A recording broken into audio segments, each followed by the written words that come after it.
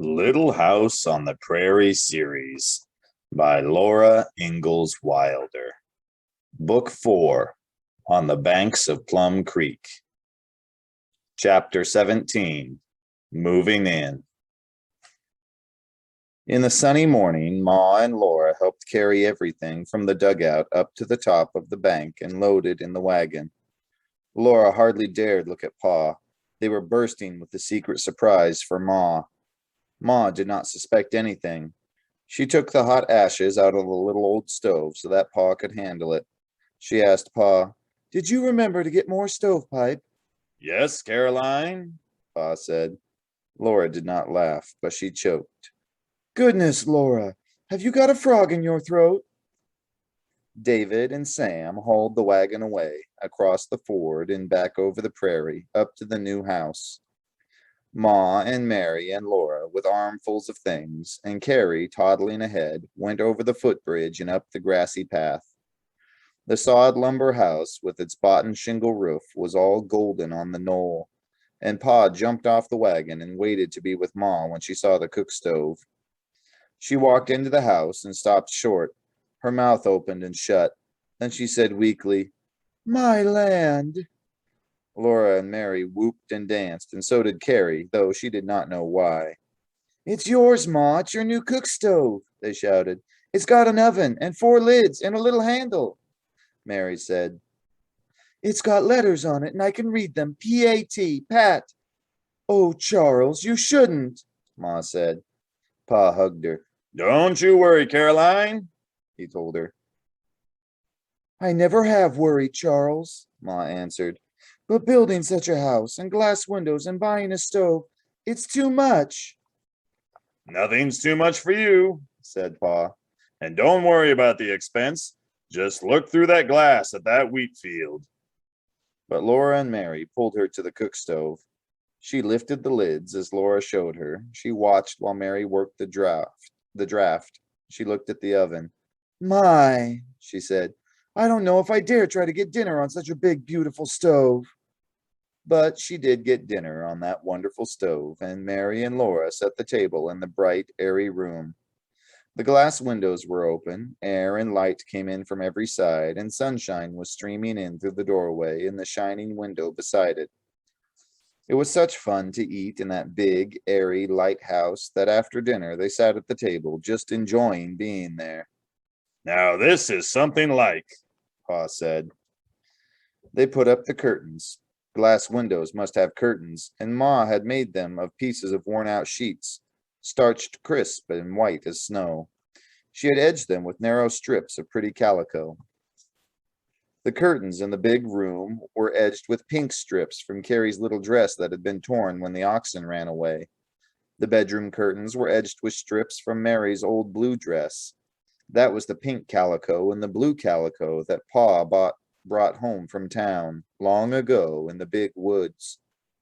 While Pa was driving nails to hold the strings for the curtains, Ma brought out 2 long strips of brown wrapping paper that she had saved.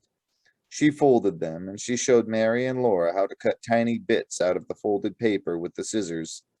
Then, when each unfolded her paper, there was a row of stars. Ma spread the paper on the shelves behind the stove. The stars hung over the edges of the shelves, and the light shone through them. When the curtains were up, Ma hung 2 snowy clean sheets across a corner of the bedroom. That made a nice place where Pa and Ma could hang their clothes. Up in the attic, Ma put up another sheet that Mary and Laura could hang their clothes behind. The house was beautiful when Ma had finished. The pure white curtains were looped back on each side of the clear glass windows. Between those pink-edged, snowy curtains, the sunshine streamed in. The walls were all clean, piney-smelling boards, with the skeleton of the house against them, and the ladder going up to the attic. The cook stove and its stovepipe were glossy black, and in that corner were the starry shelves. Ma spread the between meals red checked cloth on the table, and on it she set the shining clean lamp. She laid there the paper-covered Bible, the big green Wonders of the Animal World, and the novel named Millbank. The 2 benches stood neatly by the table. The last thing, Pa hung the bracket on the wall by the front window, and Ma stood the little china shepherdess on it. That was the wood-brown bracket that Pa had carved with stars and vines and flowers for Ma's Christmas long ago. That was the same smiling little shepherdess with golden hair and blue eyes and pink cheeks, her little china bodice laced with china gold buttons, and her little china apron and her little china shoes. She had traveled from the big woods all the way to Indian Territory and all the way to Plum Creek in Minnesota, and there she stood smiling. She was not broken. She was not nicked nor even scratched. She was the same little shepherdess, smiling the same smile. That night, Mary and Laura climbed the ladder and went to bed by themselves in their large, airy, very own attic. They did not have curtains because Ma had no more old sheets, but each had a box to sit on, and each had a box to keep her treasures in. Charlotte and the paper dolls lived in Laura's box, and Mary's quilt blocks and her scrap bag were in Mary's box.